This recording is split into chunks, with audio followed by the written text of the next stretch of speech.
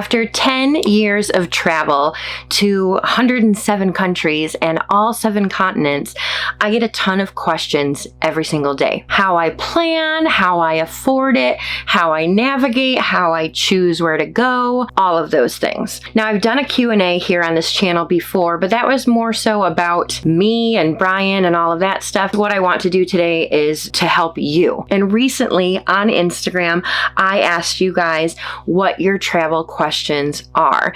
And today I am going to answer them all. I want to pack in as much information as possible. And if you guys want even more details in some of the answers that I give you, then let me know down in the comments and I am happy to make a more in-depth video on that topic. In case you're new here, I'm Lauren Kelly from It's the Kellys. I travel often, I pack well, and I want to help you do the same. I'm always traveling and I'm always putting out new videos, whether it's a review of a travel essential, a packing video, a tip video like this one, or a vlog. I am here to help you travel. All right, let's get into these questions, and I separated them by category. And the first category is planning and research. How do you decide where you want to go next? Do you have a bucket list? So actually, right after my very first trip 10 years ago when I went to South Africa, I was immediately hooked on wanting to travel the world. And I did make a bucket list right then and there, and there's only 2 things left that I haven't done. Now, because my bucket list is close to being accomplished and I still don't want to be done traveling, I made a second bucket list, and that's kind of what I'm working on right now. So when it comes to where I want to go next, I'm usually planning about a year in advance, and it really depends on where some of my friends are going, what tours I have found on the internet that seem really incredible, and what regions that I'm going to. Now that I'm starting to host a lot of group trips, I try to extend those trips while I'm in that area or do new activities in that region. What is your process for researching a new destination or country? So when I'm researching a new place, what I really want to do first is figure out what there is to do there. What are the must-sees? What are the hidden gems? Do I have to book a day trip? Can I do it on my own? Things like that. I'm mostly going to resort to Googling and using something like TripAdvisor, but primarily I'm going to be looking at various blogs or, of course, vlogs on YouTube as well. How do you plan your itinerary without completely cramming in all of the activities in your days, but also seeing all of the key sites? Well, let me tell you, if you've ever been on a trip with me, you know that I am nonstop. And I realize that's not everybody's way to travel, but because I can't really travel for an extended period of time, I do have to cram things in. If I'm going to go someplace potentially only one time, I want to see as much as I can. The last thing I want to happen is to go home, tell someone where I've been, and they say, "Oh my gosh, did you go here? I loved it." And I end up saying, "No, I missed it." That's just kind of a bummer. However, I do plan for spontaneity. I leave a little bit of free time so that if a local or another traveler tells me, "Hey, yesterday I went here and you can't miss it," I have some availability to throw in something extra that I found out about once I arrived. The next questions are all going to be about budget and money. Real quick, before I get into the next question, what I want to do is show you guys an incredible, brand new travel essential that is really going to up your game when it comes to tech organization. And you guys ask me about packing tech all the time. So if you're the type of person that packs all of their cords like this, then you better listen up because this is new and it's on sale. The tech pouch I'm going to show you today is from Epica. And yes, that is the brand behind the travel adapter. If you travel, you know the one. It's been my go-to since the beginning of my travel career, and I have never used another one. It's great in every country. But can I just say, finding a tech pouch that actually fits that travel adapter and all the other little things, it's not easy. That's why I'm so excited that Epica made their own. And you guys, they completely nailed it. And right now it's 30% off on Amazon. First up, it's waterproof. The fabric, the zippers, everything. So if you're in an airport lounge and you're working on your laptop and you've got this baby out right next to it and your latte or your champagne spills all over it, it's no big deal.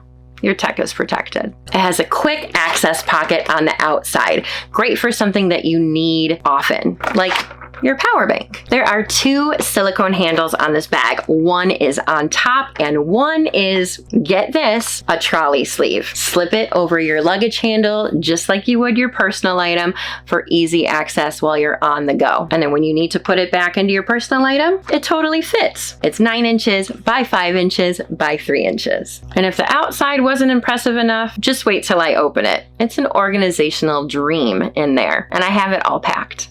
So let's go ahead and open it up, and you guys, it is a 60-degree opening. That means it's wide enough to see everything that I have packed in there and easily grab it, but it doesn't open up too wide where your things can spill out. Let's take a little tour. Here we have 2 pen slots. Pens are important while you travel. You got paperwork you got to fill out when you're going to another country. Always have 2 pens. Back here we have a Velcro strap with a very spacious pocket, and guess what? It fits my Kindle. In front of that pocket are 3 elastic loops. I have my external hard drive, some AirPods, and an SD card reader. And yeah, it's holding it all in there because it has an anti-slip grip. In the middle, we have this zippered compartment for all of your little things. I have a lot of these little USB-C adapters in there. Now, of course, there's more organization on either side of that pocket. And in these 2 slip pockets, I have some cords and I have my in-flight headphones. On this side of the pocket, I have a bunch more cords. And you guys, I've organized them by type: iPhone, USB-C, and USB-A. And then on the back side, I have, of course, my favorite Apica adapter and my charging block for my MacBook. Can you guys believe that I fit all of that stuff in this little tech pouch? Zips so effortlessly, and I still have room to spare. And of course, there's reinforced padding all over this bag so that your tech stays protected. Could you imagine ruining that external hard drive after your once-in-a-lifetime bucket list trip with all of your gorgeous photos? It's happened to me. It's not a good thing. Keep your tech protected. And you guys, whether you're going to another continent or going just to your local coffee shop, this sleek design and amazing organization is going to keep you ready to work. Your tech is protected, your tech is organized, and it comes in a cute waterproof bag. What more could you ask for? You guys know that the right gear makes all the difference. And I'm telling you, this one is going to be worth it. So check out the description for a link, and right now, it's 30% off, so go grab it while you can. So head to the description or the pinned comment and click on that link to go ahead on Amazon and get 30% off. And most importantly, let me know if you're going to get the black one or the blue one. In fact, I think I need to get a blue one for Brian. All right, back to the video for even more answers to all of your travel questions. How do you afford to travel as much as you do? So this is always kind of an awkward question, right? I mean, I don't make a ton of money. Most of my friends that travel make probably double what I do, but I've always made travel a priority. I'm going to be in my best spirits when I am traveling to a new place and experiencing different cultures. So it's very important to me to spend my money on travel. With that being said, I have always hustled as much as I could. I have a purely commission job. So even back when I was a single mom, on the weeks that I didn't have my son, I was sometimes working 7 days a week just so that I could pay for those plane tickets to take my son and I to Greece. What I also do is try to really limit the things that I spend money on at home. If you see me at work and my lunch is a 79-cent can of SpaghettiOs, you know I have a trip coming up soon. And still to this day, I have a huge jar of pennies and nickels and dimes and quarters, and I cash that in before I go on a trip because sometimes that's, $150 for spending money. Just really take a look at everything that you're spending at home, and if travel is really important to you, then maybe you don't need 6 different streaming services. Maybe you don't really use cable. I don't know. It's all about the budget and what you're comfortable spending. And also too, my trips aren't very expensive. I get cheap flights, I get cheap hotels, and I try to do a lot of things DIY. I don't mind getting on an hour-long bus ride as opposed to a 30-minute taxi. If it's gonna save $30, great. What are your tips for saving money while traveling? There's tons of different ways that you can save money while traveling, but it's all going to depend on your ideal vacation and what's important to you. I don't need to stay at a Four Seasons. I'm not gonna eat out 3 times a day. I'm gonna grab a coffee and a croissant for breakfast. I'm going to go out to lunch, and then for dinner, I'm just going to go to a local grocery store and grab something and eat it on a beautiful park bench. And if it's the era of your life that you can't really afford any type of bougie travel, great. There are some really incredible countries out there that you may have to spend a little bit to get to that country, but once you're there, super cheap. Go to Indonesia, go to Vietnam, go to Thailand, go to Colombia, go to Peru, tons of affordable places, and go during a shoulder season. Don't go during the crazy busy tourist season. And one of the biggest things that I used to do, and especially before I had a credit card or anything, is I would take a bunch of cash and I would put it into separate envelopes, and that was my spending amount for the day. If you want to spend, say, $50 a day, maybe you're going to have a really, really cheap day where you're eating out of grocery stores and you're walking around sightseeing, versus the next day you book a more expensive tour, but your meals are included. Do you travel with travel insurance, and is it worth it? First of all, what I have to say is a lot of different travel credit cards out there have included travel insurance. However, I do want you to look at the fine print and see what's covered. You may end up missing your flight somehow, or there's a cancellation and you have to hurry up and book another one to get to your destination on time, and then travel insurance is what is going to reimburse you. But please, I urge you, check everything out as to what's included. And that's not even talking medical. There's definitely some times that you want to be covered when it comes to medical, especially if you're doing something a little bit more dangerous. So yes, travel insurance is worth it, but sometimes you don't actually need to purchase it if you have paid for your entire trip with your credit card. The next questions are all about flights and transportation. How do you find cheap flights and or flight deals? This is actually a video that I'm going to be filming very, very soon. I did this video quite a few years ago, and the information is actually still the same. But my biggest tips are to book as far in advance as possible. I want you to look at different airports to leave out of. For example, I am in Detroit, but sometimes I leave out of Chicago or Toronto if I'm going to save $500 to $1,500 on a flight. Yes, I have actually saved $1,500 on a flight before by picking a different airport. Also, it can be a good idea to look at multiple one-way flight options as opposed to round trip. This is a lot more of a domestic within the US thing. And when I tell people that, especially if they're booking their spring break trip or something with their families, their minds are just blown. They're like, what? I don't have to book Delta round trip? No, book Delta there and book United back and save some money if it works out. And then also too, be a little bit flexible with your schedule. I also love to sign up for any type of airline loyalty programs because you will get emails when there are sales. Turkish Airlines, 20% off of any flight for the rest of the year if you book it in the next few weeks. Or Cathay Pacific, you want to go from Chicago to anywhere in Asia? Great, you can buy it for $700. I have taken advantage of all of those type of things. Get a travel credit card, pay your bills and all of your other daily expenses with that, and get a couple of free flights a year. What are your tips for navigating local transportation in a different country? This is part of my research. When I arrive at the airport, is there a train to take me to the city center, or do I have to book a driver? Is there a really good metro system, or is this more of a walking taxi or Uber situation? Does Uber even exist in that country? And if not, is there a rideshare app that I should download before I leave? These are the type of things that I research. Also, what I like to do is save on Google Maps. You can favorite something and even make a little folder and save every museum, every store you want to go to, your hotel, the airport, the park, the restaurant that you're dying to go to. Save all of those. It's going to give you walking directions, transit directions, and driving directions. That's what I do. I simply just research. Planning a trip may take a little bit of time, but I assure you it's going to make your trip so much better.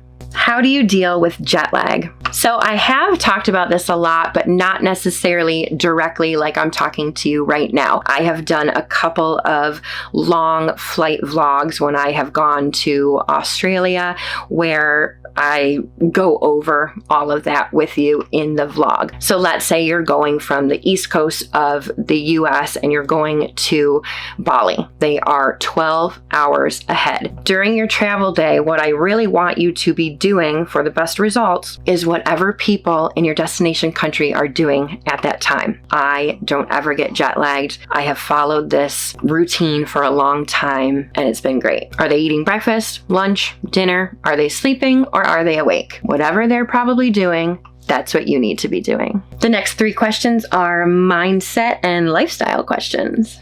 How do you handle fear or anxiety when you're solo traveling or going to a new country? Now, I do have to say, and this is probably going to sound weird, but I don't have travel fear or anxiety. I love that culture shock that some people are afraid of. I love that unfamiliar place and those unfamiliar roads, and I can't wait to go explore them. Now, I know that answer doesn't necessarily help you, but the best advice that I can give is just to learn to embrace it and learn to love it. Do enough research that you feel comfortable in that area. Go take a little walk on Google Earth and walk around the neighborhood where your hotel is.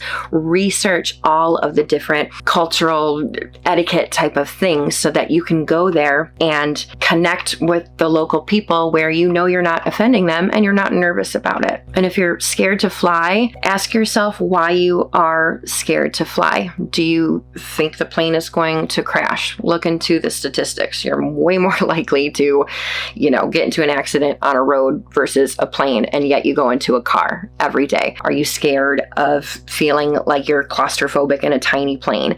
If you're going to fly across the world, you're going to be on a huge plane. Really think about your fears and anxieties. Put them down below in the comments if you want to, and try to work them out. Once you know yourself really well, and especially your travel style, you're going to know how you can really thrive at a destination, whether it's new or old. If you're not good at this and it makes you nervous, then don't do it. But if you're really good at this and it makes you feel confident, then stick to something like that. Have you ever felt burnt out while traveling? And if so, how did you cope? Like I said earlier in the video, I definitely tend to go almost every day on a trip. And I wouldn't say I necessarily get burnt out. I think my legs can totally almost give out on me. So in that case, if my body is really hurting or something, I will go book a massage, just kind of find a way to relax and get back to a full recharge. But I feel like I mostly get burnt out when I come back from a trip. But if you are traveling and experiencing some burnout, just give yourself a day. After my 2 group trips to Oman, I went to Kuwait and I was boom, boom, boom, boom, boom, go. And then I went to Dubai for a couple of days, had all of these plans, and honestly canceled a bunch of them because I just wanted to rest. Traveling is something that I feel like we do for our mental health and well-being, and if it's going to burn you out while you're doing it, then take a break and don't do it. When you travel solo, do you ever feel lonely? Now, it's no secret that traveling solo is my preferred way to travel. I love it because I don't have to compromise with anyone. I can do whatever I want, whenever I want, and that's it. Now, you could get lonely. I do call Brian every day and FaceTime him, and I do miss my dog probably more than anyone else. But when it comes to just here I am walking around the city, enjoying myself, I don't really tend to get lonely. But if I did, what I would do is book some sort of tour. I've had some of the best conversations and have met some of the best people going on day tours with people that are also solo travelers. You could even go on some sort of forum that you trust and just say, hey, is anyone in the city right now? I'm solo and feeling kind of lonely and could use a friend. I've done that before in Colombia. I typed in a little thing on Girls Love Travel and I said, hey, I'm in Cartagena. This is my first solo trip. I could really use a friend. Is anyone around? And I ended up hanging out with this girl quite often. And we're still Facebook friends to this day. The last 3 questions are going to be about cultural experiences and safety. How do you stay safe in an unfamiliar location or off the beaten path? Now, I know this answer tends to get kind of old, but I'm going to do my research. I am going to look up areas in that city to avoid. I am going to look up the different scams that people might do. You also have to really trust your gut and your intuition. If Google Maps is telling you to walk this way and it looks a little sketchy, don't do it. Go sit somewhere, figure out a different way to get home. Research the different transportation options.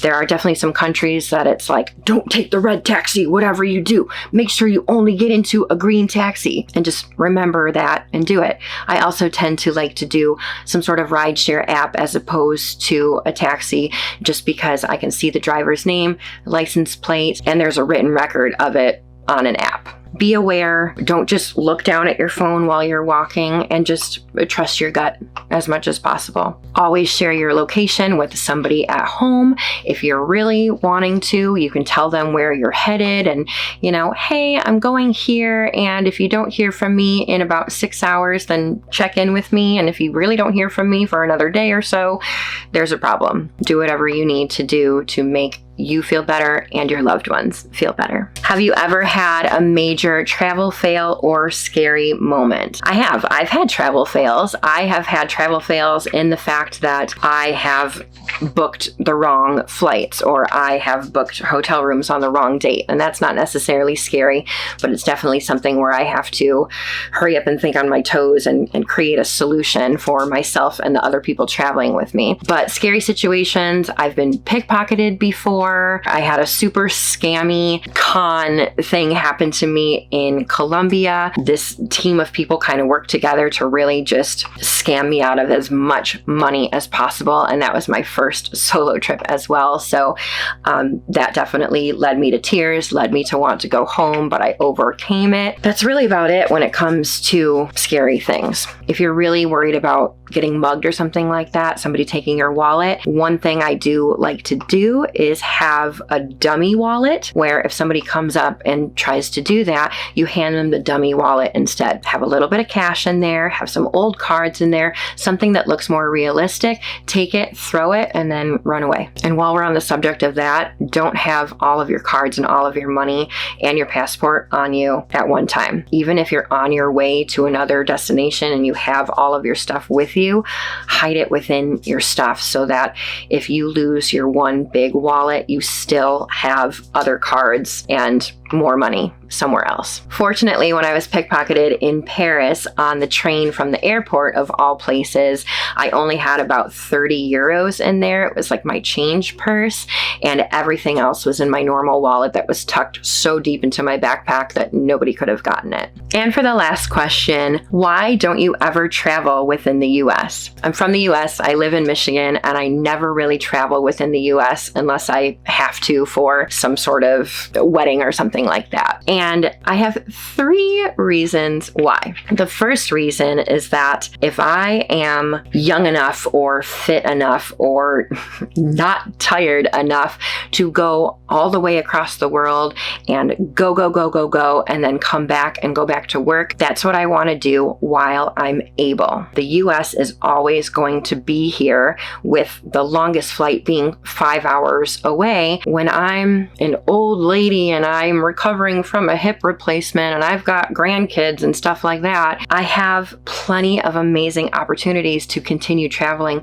within the US. So all of the national parks and really cool cities and stuff around the US, I'm saving that for when I can't exactly do a 16-hour flight in economy anymore. And my second reason is that sometimes traveling domestically is so much more expensive than traveling internationally. Your hotels are going to be more expensive. Your food's going to be more expensive. There aren't as many transportation options, and the flights can be more expensive. Sometimes a flight to San Francisco is going to be more money than a flight to Indonesia. I know a family of 3 that went to Disney for 4 days, and my 2-week trip to Bora Bora was cheaper than their Disney trip. And the third reason, I just like culture shock. So yeah, I'm addicted to traveling the world, and it's cheaper, and I'm able to do it. So why not? So that's it, guys. Those are the 15 most common questions that I get asked from you guys. Those are the ones you asked me on Instagram. I hope that was helpful. I have a travel tips playlist, and even though some of the videos are kind of old, maybe the camera isn't as good, or, I may look a little bit different, the information is there, and it's probably the same information if I were to redo that video. So please comment down below. Let me know if you have any other questions. Let me know if you want me to go deeper into any of the questions that I answered for you. And hey, let me know where you want to go on your next trip. And please make sure you're subscribed to the channel, because I have a lot more videos coming up for you every Saturday, including packing videos and vlogs from countries 108 and 109. And while you're at it, follow us on Instagram too, because I post stories every day while I travel, as long as I have service, and you get to see all of the behind the scene things that don't necessarily make it into the vlog. Thank you guys so much for watching. I will see you in the next video. Have a great day. Bye.